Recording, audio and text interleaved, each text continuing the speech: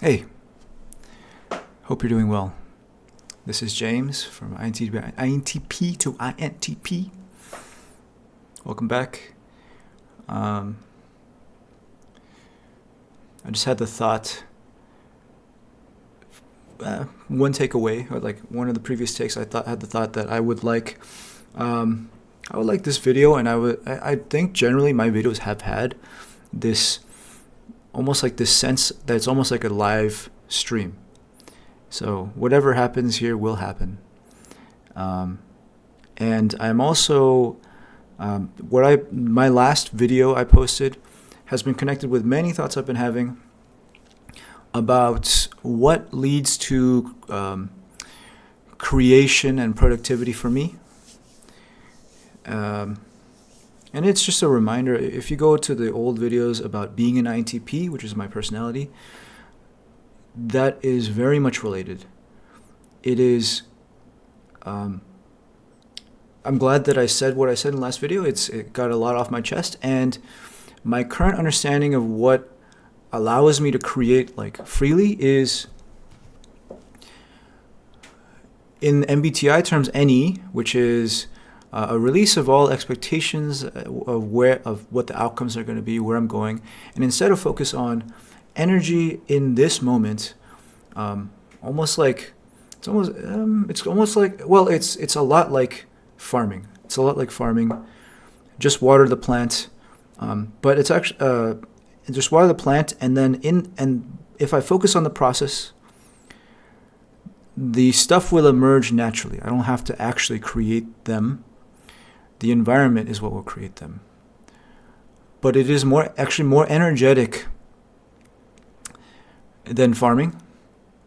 It's like a conversation, or it's like brainstorming. That's actually a better analogy. In the conversation between two people, things can be discovered and things can be realized, and ideas can be created that neither person knew before they started talking. And it is that kind of environment that I thrive in, and I wish to just preserve and maintain in my own life,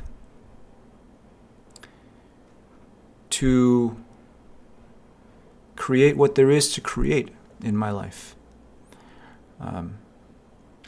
That's what I crave. I crave the freedom, an environment of freedom and play. And in that freedom and play and plenty of thought and action, things are discovered and things emerge that wouldn't have otherwise. So I'm excited by that. I have a really cool topic that I'd like to share with you today. Here's the title: AI, Neural Networks, is Human Intuition. And this is a thought that I have been mulling over for a long time. I think ever since really ChatGPT 3.5 got released. I always love to get an intuitive understanding of things, and I've always been really fascinated by neurals, almost like how humans think, what it is we're doing when we think. And I think AI has really actually given us a lens into, given us a mirror to understand what we do. I think a lot of, it's in the name, neural networks. What we have been trying to do with neural networks is something along the lines of using our brain as analogy and seeing how we can learn from our own brain how to train a computer to learn. And I think there's so much we can talk about here. And I'd love to just walk that through with you. So I wrote some notes here, and I'll share it with you. I'll put it on the description, and we can just we can go into it. Let's see. How do I want to do this? Yeah, let's do it like that. So here's the title: AI Neural Networks is Human Intuition, and a rough overview of kind of what I'd like to talk about today are these topics. What did we create? With the emergence of these AI tools, what do I think we create? And then what is this intuition that I'm talking about? And then I'd like to connect it with MBTI's extroverted intuition. Extroverted intuition. Because I see a lot of connections there. And then some takeaways, some practical ways that I see that the developments have really shown us about our own minds, and also maybe the nature of reality, some things like that. Like, I'd like to go through those things today. So, yeah, let's start there.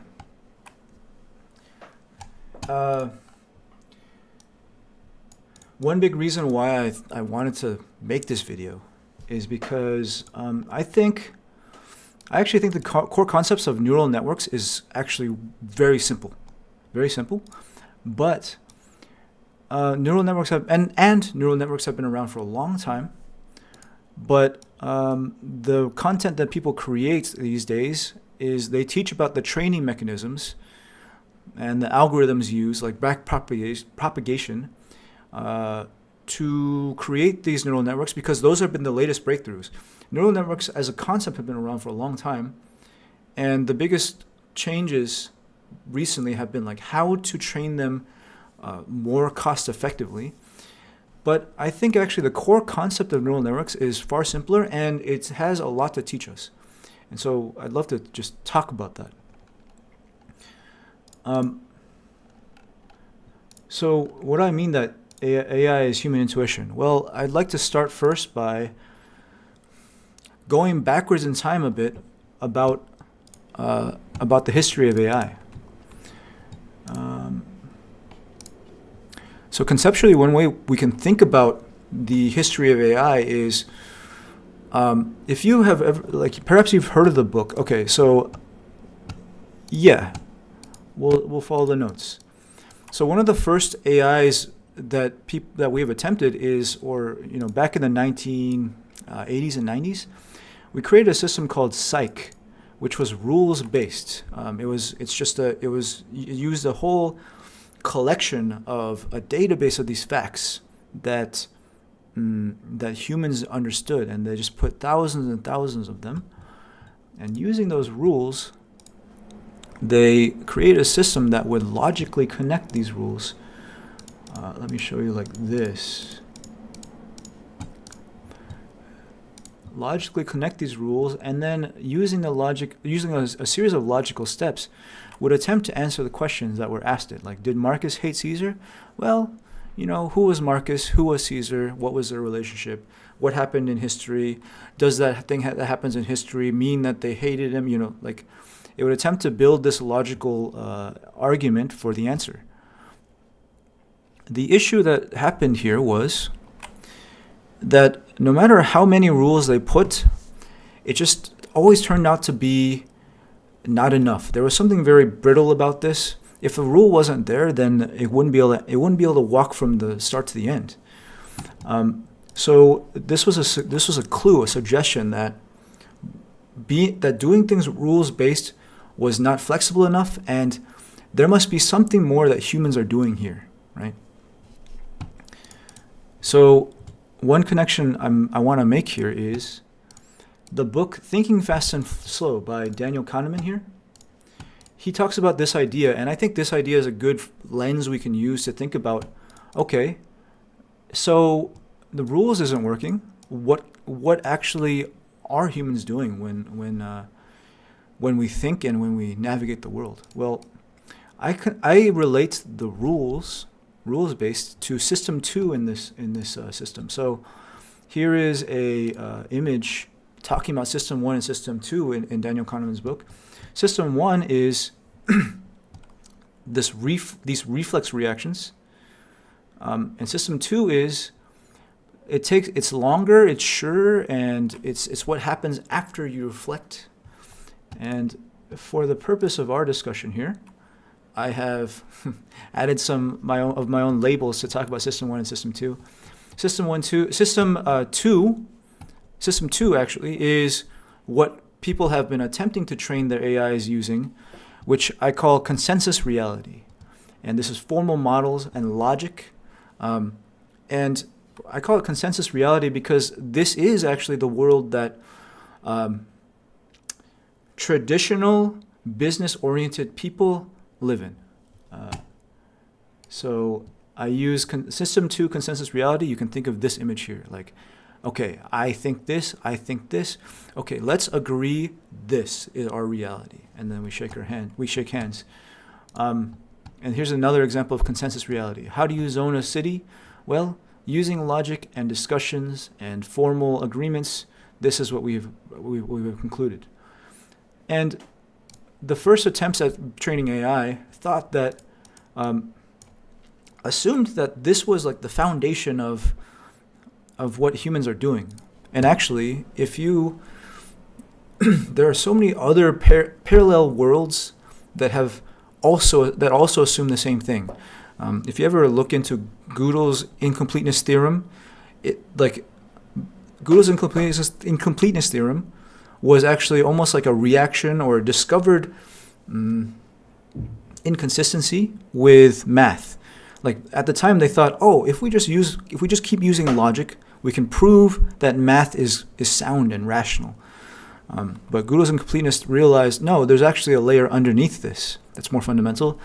And in AI, that's the same thing that we discovered. Like, oh, if we just give it enough rules, it'll be able to think about everything. It'll be able to think about and answer every question, right?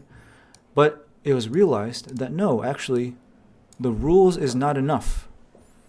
There's something else happening here. And what I think about, well, let's first talk about what is that something else. Well, according to the Thinking Fast and Slow book, that is system 1, and that's what I call intuition. And this is like a fast, loose, just like sense of everything. Coherence, cognitive heuristics. And I think about the concept that's really being embraced here with system 1 is holism. System 2 is consensus reality. It's rules-based. And holism I connect to the idea of this word we can call intuition. Intuition. Now, what is intuition? Well, let's use this first definition here just to get the first idea, which is ability to understand something immediately without the need for conscious reasoning. And I mean, first example here, you see me, and there's so many things that you instantly have connected to me. Like, oh, he's I'm Asian, and I mean, here's another one. Like I'm talking at a mic, at what you might assume. Like you might immediately assume I'm sitting at a computer, and I am. You might assume that I'm sitting at a desk, at a chair, but like, how did you know those things? Well, you assumed. See, like you had an instant assumption just because it made logical sense based on the other examples that you have gathered in your life. I am sitting down, but you don't see a chair. You don't see my legs. So how did you know? Well, you intuited it. I have a number of examples here talking about intuition and what it is. Well, yeah, here's another example that's exactly like very related to what I just said. This person is, what is he doing? Well, he's typing. Here's a question, and here's a question that we discovered that is not so obvious when we were training AI. How many fingers does this man have? Well, if you count them, I count 4. So does he have 4 fingers? Well, no, your intuition automatically says, well, that probably isn't right. Based on every person you have seen and the different angles you've seen, oh, he has a thumb behind there. But it's not an image, so how'd you know? He also has a thumb behind that hand, right? And 2, right? What is he looking at? Well, you assume that it is a computer, although you don't see the main body of the computer. If I ask you, is the screen on? Well, you assume the screen is on, but how do you know? Again, these are all things in the image that you see that aren't actually there. And so, where are they? And this is that branching network of an idea that we can think of as intuition. He's sitting in a chair, right? Here's another example. Here's a joke that Kobe Bryant played on the reporters. Oh, where'd he go? And then he pokes out, and then you can laugh to yourself. But see that that whole sequence of steps is with this understanding that we are constantly expecting forward, predicting forward, and Kobe Bryant knew that we are doing that, and so the action he just did is an example of intuition.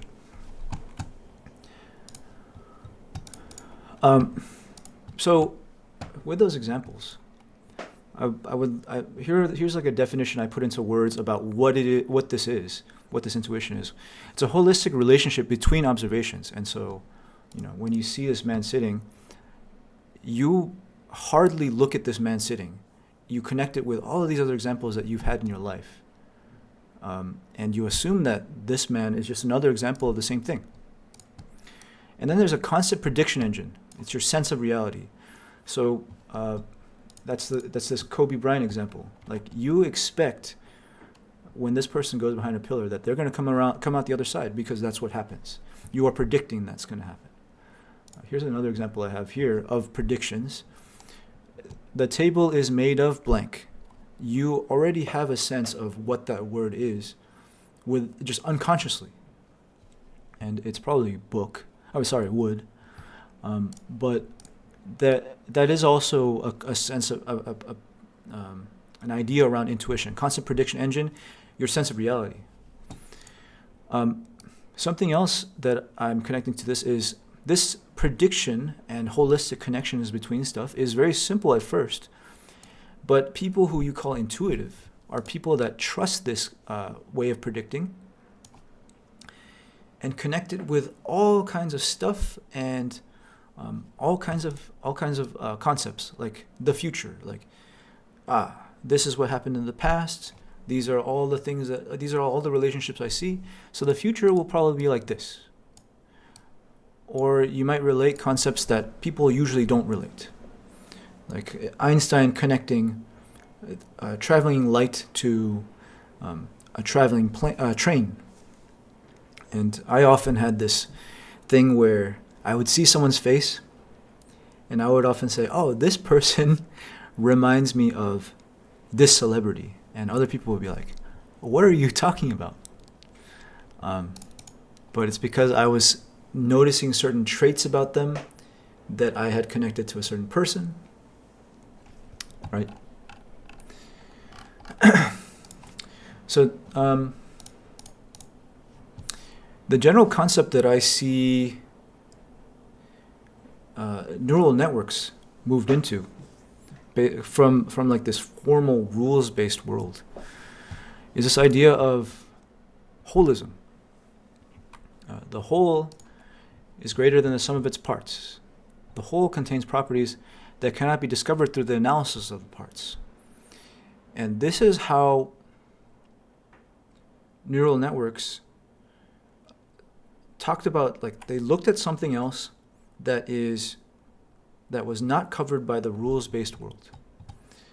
And it is something that is suggested in these ways of understanding, where we fill in the blanks unconsciously. So yeah, I talked about intuition, and now I would like to go in and talk about, what did neural networks do differently than these previous rules-based systems?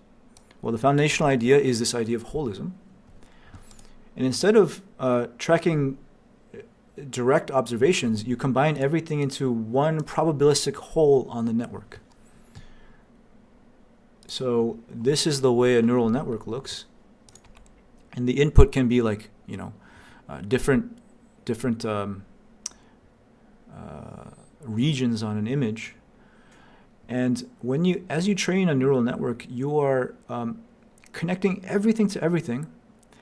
And as it absorbs more and more examples, it starts to gather different observations into more concentrated areas of the network. It starts to make connections.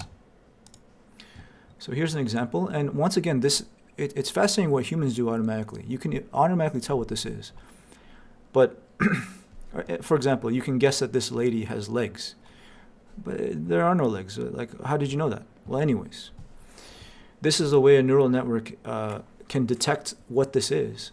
It has learned like these more general ideas interconnecting with each other, and based on like just a combined understanding of all of them together, it will probabilistically conclude that we are seeing a person here.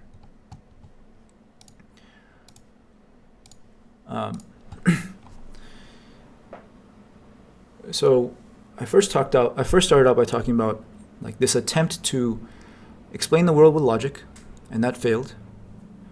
So we reflected on this idea of intuition, and I talked about what intuition is. And now we talked about like what neural networks do differently.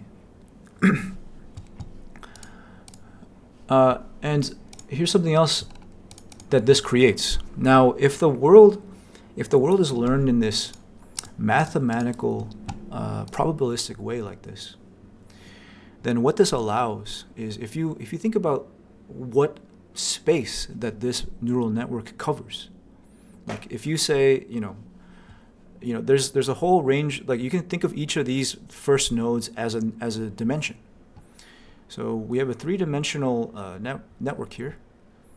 And if we think about all the possible entries you can make into a network, you create what is called a latent space. Latent means hidden or unseen. So every entry that looks like this area is going to look like a cat, and you label it. And everything that looks like this area is going to look like a dog. And however, every input in between is also possible, and that's the space that you create. This is a probabilistic whole now. And it's also possible to choose this node right here, this space right here, which is the space between cat and dog. And people have actually input that into the network, and you get something like this.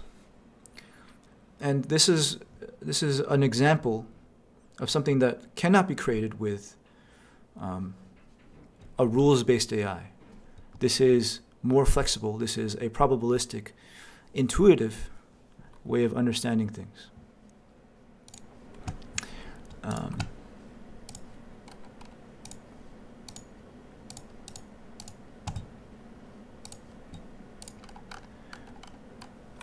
And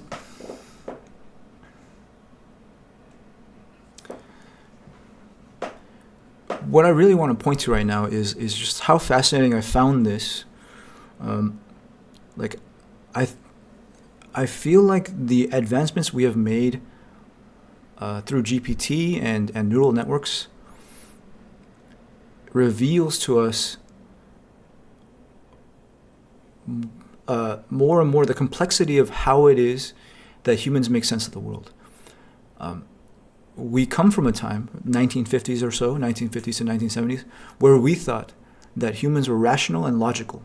And that's how we navigated everything, using accepted rules, and like we share a reality.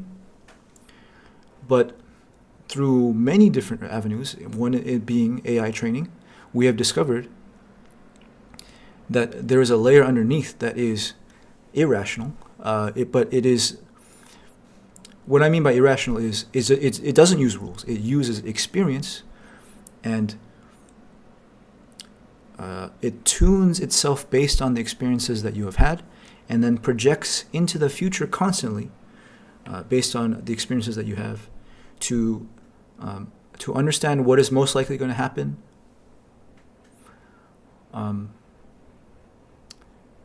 and intuit what's happening in the world.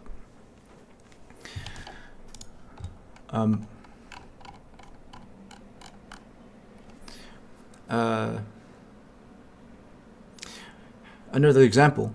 Okay, well, no, actually, I'm going to move the examples to the back, and I'm going to move into this next topic here, which is I'd like to connect this intuitive layer to the psyche to the MBTI, or the Jungian function, extroverted intuition.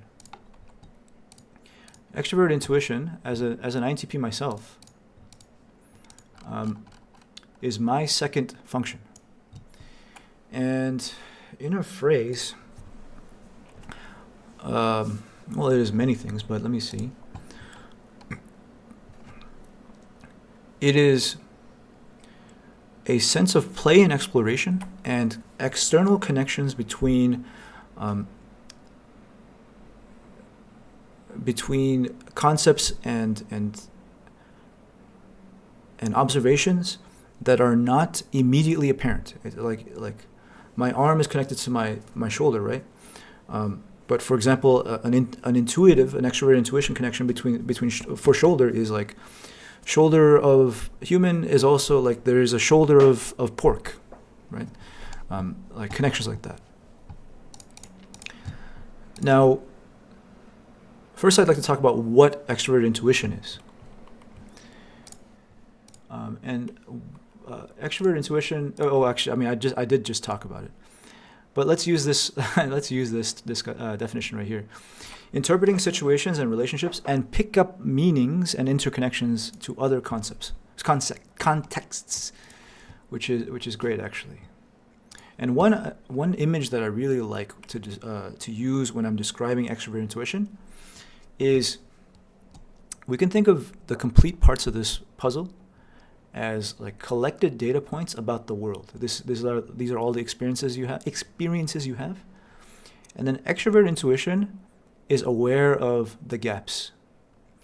And I define curiosity somewhat like people who aren't as intuitive, they assume that curiosity is aimless, right?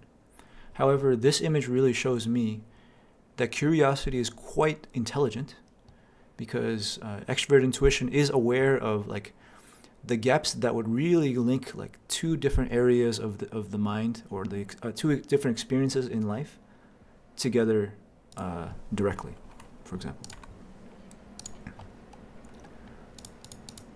So that's what I wrote in my notes here.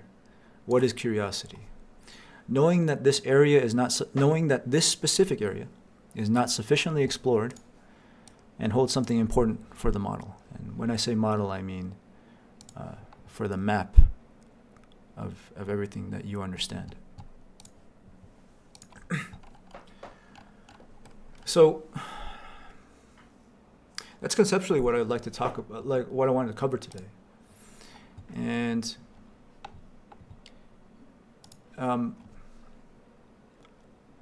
what I really wanted to point out is that transition that we have discovered, and almost like an understanding that there is something more fundamental to what humans are doing. We used to think that we can just use logic and rules, but what we've discovered is humans actually are doing something far more complex and undetermined in a way. It is holistic in nature, it is probabilistic, and it is distributed. Like for example, when you see this person sitting, you cannot zero shot. You cannot first time understand what's happening here. You must have lived in the world and experienced reality to understand this image. And that's what has been revealed in this as we train more and more AI.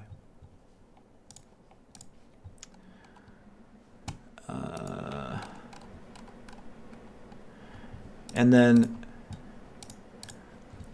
I connect it to MBTI's extroverted intuition, which also has this holistic, distributed nature understanding of reality, connecting everything to everything. And what extroverted intuitives do is they see the gaps in the connections and they seek to fill them. And that's what curiosity is. So I'd like to move into some takeaways. Extrovert intuitives, the NPs out there. What does this reveal? Well, it reveals, training AI has revealed to us that you don't have to be so structured in your life. AI has also shown like the more data you provide and the more areas you explore, and this is how we train the neural networks, the more accurate these neural networks become. So you can really embrace your full nature and explore and read and learn anything interesting, because interesting means that it is in an underdeveloped area of your intuition's latent space.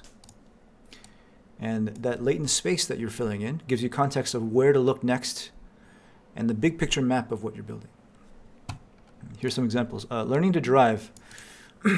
So what this reveals to me is like so many things that we think are skills, maybe logical based skills, are actually intuitive skills. For example, learning to drive, in my experience, learning to, like in the US, you have your learner's permit for half a year. Or 1 year? 1 year. And then you can get your license. The learner's permit takes taking one written test and one driving test. And that's it.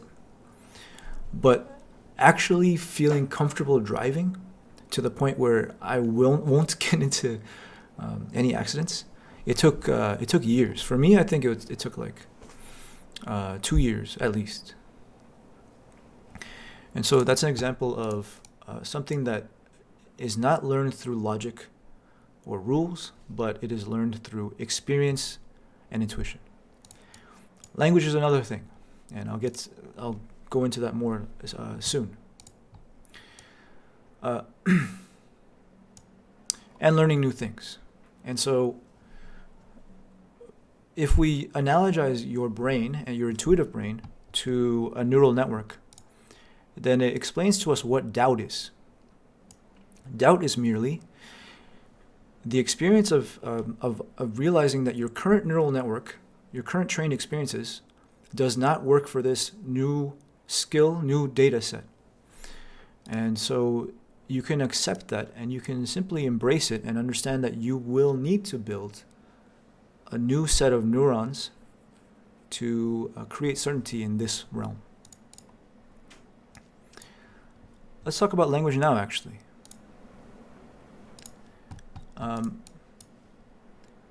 I've been fascinated by the process of learning languages, and training AI, I think shows us a lot about what learning a language is like. One person I really find interesting is a person named Stephen Krashen, who really champions this idea of comprehensible input, which means focusing on input, listening, and reading. And we acquire fluency not by practicing talking, but understanding input by listening and reading. I feel that the discoveries we've made in AI support this idea. And the previous way that we thought learning languages was about was like this logic-based way. Like if you hammer in the grammar rules and you understand how to build sentences, then you will learn how to do the language. But see, that's equivalent to the logic-based AI. In this new way of thinking that neural networks have shown us is the way that you learn a language, just like anything, is you expose the brain to thousands and thousands of examples and then allow it to holistically discover and adjust towards the distributed relationships that are inherent in the input material. And here's an example of an AI idea that really exemplifies this. This is Word2Vec, and this is what they did was they fed Wikipedia essentially into an algorithm that doesn't seek to formally understand anything. It simply maps words in clouds of similarity of context, contextual similarity. So for example, if the word James shows up in places where very frequently another name shows up, like Michael. So if I say and then based on how close these words end up together in this network, in this space, you can say that essentially that they are quite similar words in context. So James is is close to Francis and all these other names. So you really in training this network, they've discovered that all the words end up close together. Let's pick a random one. Database. I'm gonna guess database is most connected to computer. Okay, so web, database, directory, file, internet. When I first saw this, it really revealed to me that this is a better model of how humans understand languages and words.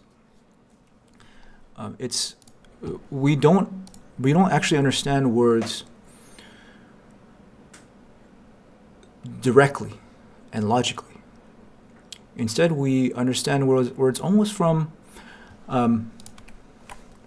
relative differences. Big, like for example, big, bigger, biggest, huge, gigantic, enormous, right? Each word doesn't really mean that much, except in comparison to one another.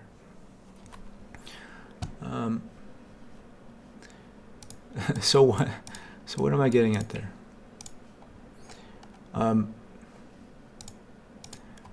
I am making the connection between the advances in AI and these language learning approaches people have taught in the past, or people have championed, Stephen Krashen being one, with a focus on input.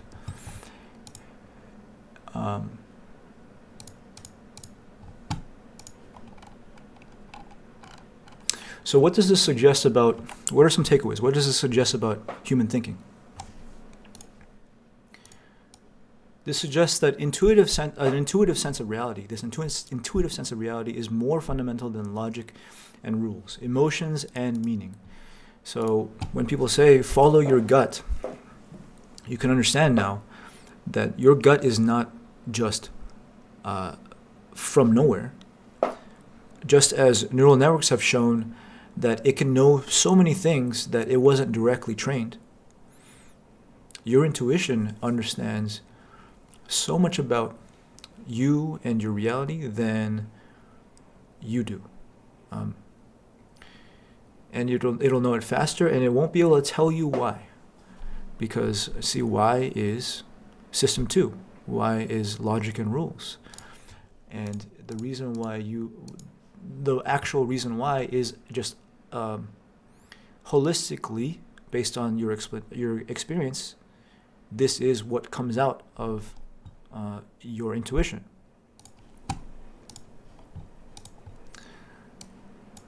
And as I talked about with languages and other things of learning, this suggests far more fundamental aspects of learning are present than traditionally believed.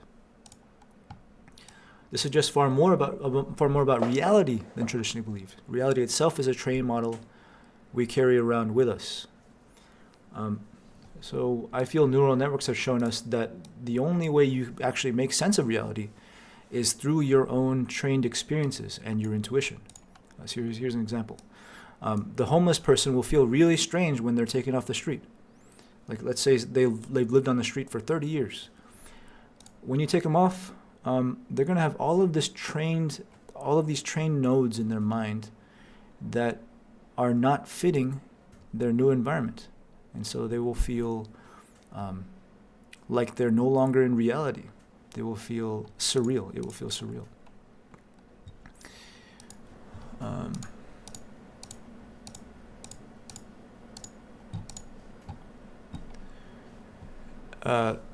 Here's a connection I can make here. we have discovered with GPT that when we increase the number of tokens in the data set, which means like the data that you're training with, the loss goes down over time. And also when we expand the number of parameters in the network, the loss goes down. Loss meaning like error, like how it gets more accurate the more data you add. So I think for all kinds of people, simply having more input will make you more and more accurate over time. And of course, there are certain, however, I've thought about, there are certain kinds of people that will not trust that. The people that live in and trust consensus reality, these kinds of people. But that even so, the fundamental truth we have discovered is that reality is fundamentally experiential, fundamentally based on experience and intuition. And so even if you don't trust it, it's still true that you will get more accurate over time as you expose yourself to more data, which once again supports the input-based way of learning a language. Right?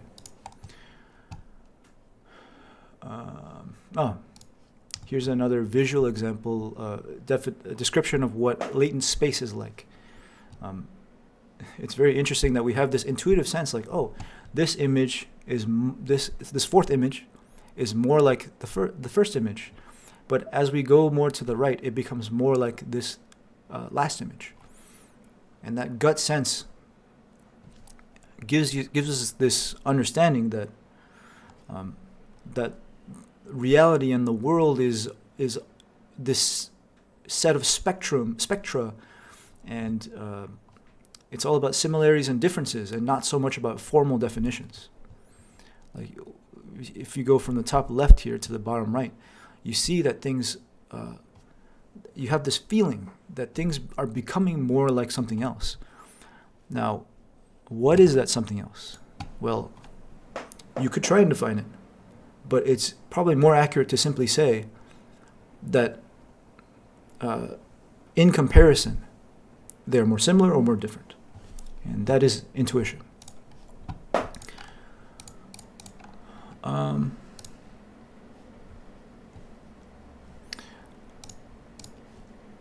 Let's just follow the. So there are more connections I can make with this. And I would love to talk about it in another video. One idea that I'm fascinated by and I'd love to read more about is emergence, which is a concept from systems thinking, which I think covers many, like this. I think this idea actually talks, is a very important aspect of the modern, like the most recent world that we live in. Decentralization, globalization, these are the world we live in. Derrida's concept of difference, I thought this was fascinating. It's a concept that talks about how meaning is constructed through the interplay of differences and deferral in language, suggesting that meaning is not inherent, but arises from relationships between signs, constantly shifting and never fully present. I think that's fascinating because that's exactly what we have discovered in this talk I just had about AI. We used to think we can define things directly, and that's how we understand the world. But no, we've actually discovered that the world is understood through differences and not directly defined. And the last topic I can connect it to is, I will put a link in the description about a recent math video I saw where people have discovered the same thing in math using category theory. Category theory has discovered that every concept in math can be described simply by the other relationship, or simply by its relationships with other concepts. That is enough to describe everything. You don't have to directly define any concept, which is fascinating. Which once again is it's the underlying concept covering everything I talked about today.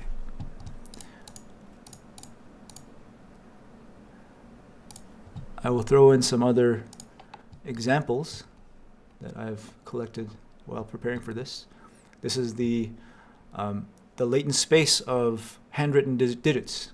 And there's actually an example here of two-dimensional space. Like all these gray ones are 7s, and these are the 1s. And here's 9, here's 6, here's 2, 0. And we have here a trained neural network based on the handwritten digits to recognize digits. You know, if I write as I write the 7, it can almost already tell that it's going to be 7 here. But if I write it kind of like this, then it starts to change its idea. Oh, it's a 3 probably, right? So this is an example of this holistic, distributed understanding of what numbers are. Like, what is 7? Well, I can. It's easier for me to tell you what 7 is not. That's kind of what this neural network is showing us. Here's a closer look, and you can see there is no formalism here. There are no rules here. It's distributed, and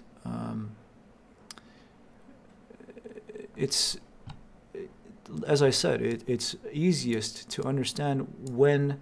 Oh, that's not what 4 is. I think 4 is supposed to look at this. It's easier to tell me when what something is not than what it is. Do I have any other examples I want to show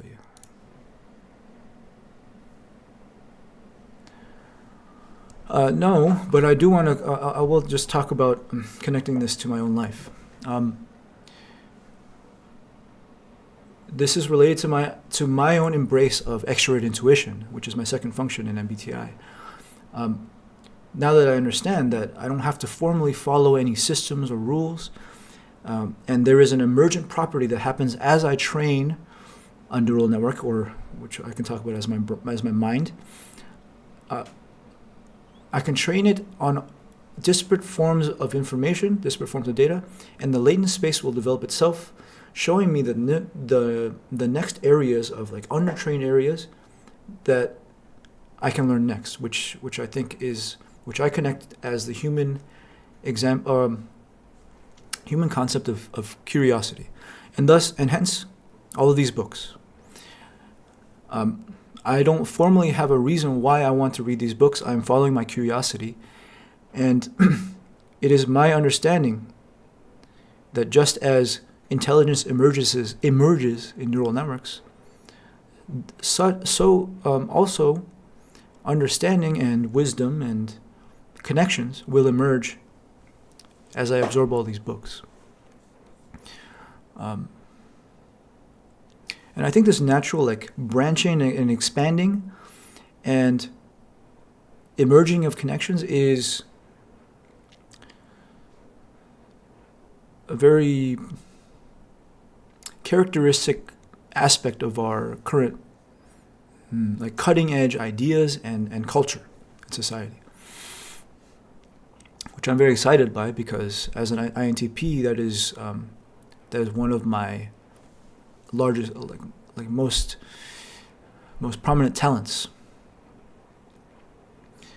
I am also taking this idea to learn Korean right now, and the more I understand this, the more I understand that anything I learn in Korean and whatever I find interesting will help me clarify the entire space. Even if I learn a rare word, the fact that I understand that it is a rare word will help me even better understand what the most common words are, for example. That is, by the way, something about how this word Tvek was trained. As certain words were more like similar words were discovered and put closer together, and then the most dissimilar words to the words were pushed farther away, and that's how this whole cloud was built. Let's do a quick check. Let's do a quick guess here. Because this was trained on internet data, I'm going to say compact. I'm going to say disk is one of the words here. Yep, disks is number 2. So you can think about, like, when you make guesses like that and intuitive connections, you are essentially doing what we have recreated with neural networks and the probabilistic distribution that we're building in these systems.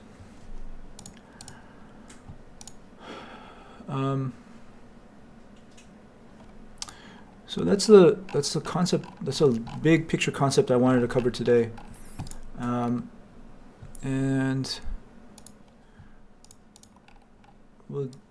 I will come back to that first claim I made, which is AI, neural networks, is human intuition.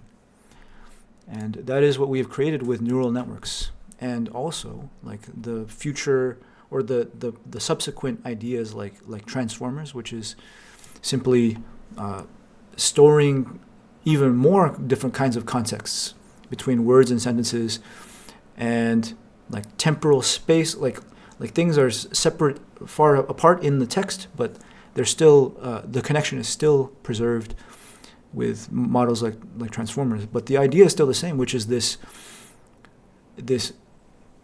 abandonment of directly defining anything and simply describing things based on their contextual similarities and differences, and holistically calculating the whole thing and probabilistically guessing what's happening next.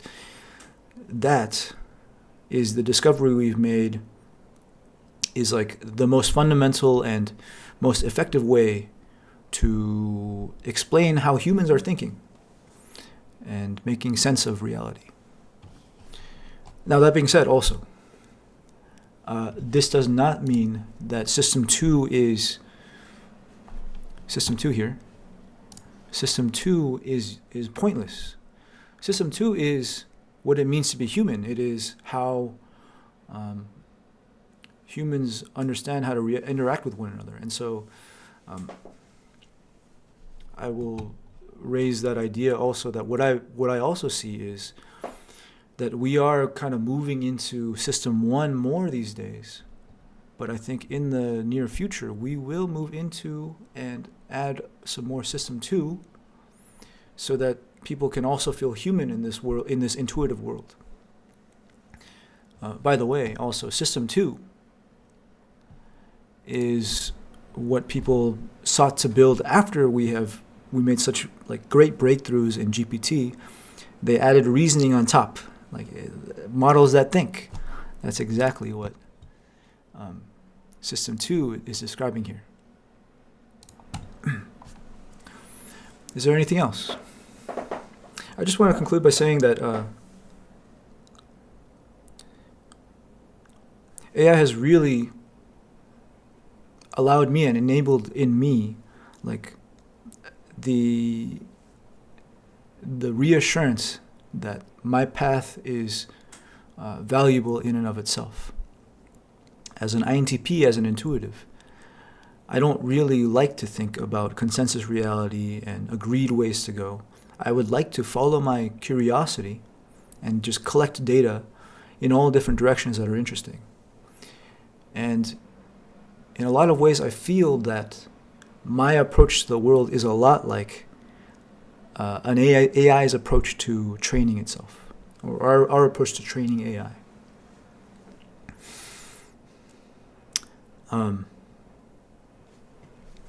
That being said, yeah, so I will link the reference video, the videos I reference in this video. And I would just like to share the direction I'm going in like my research is, here's one book. I am still reading this one because it's quite dense, but it does talk about this. It kind of deconstructs the consensus reality that we live in. And then I would like to move into systems thinking. And I recently revisited some deconstructionist videos from Leo Gura with Derrida and the connection with Buddhism. And I feel all of these are interconnected in that they deconstruct consensus reality, which has always been necessary to reveal the more fundamental, intuitive truth that we live in, or how we reason about the world as humans. There are many other connections I can make. I will say that I also feel intuition is linked to these latest spiritual movements like law of attraction.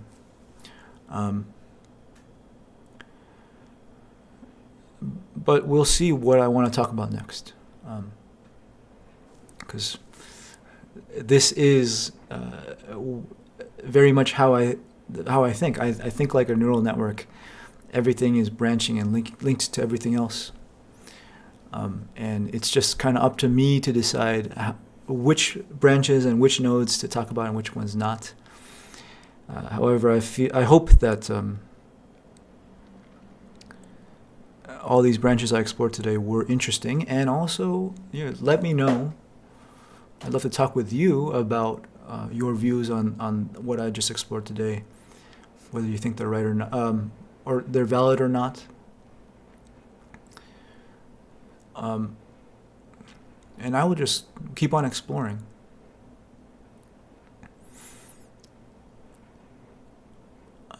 But yeah, I would.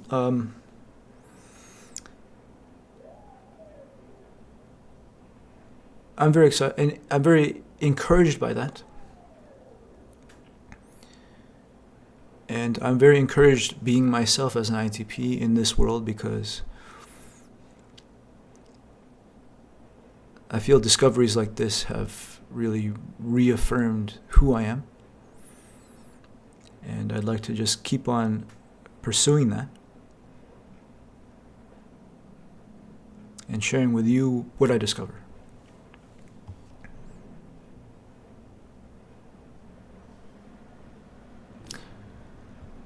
That is everything. So I will cut that off there. I will upload. And I look forward to re-watching and really thinking about what I would like to share with you next. So I will talk to you next time.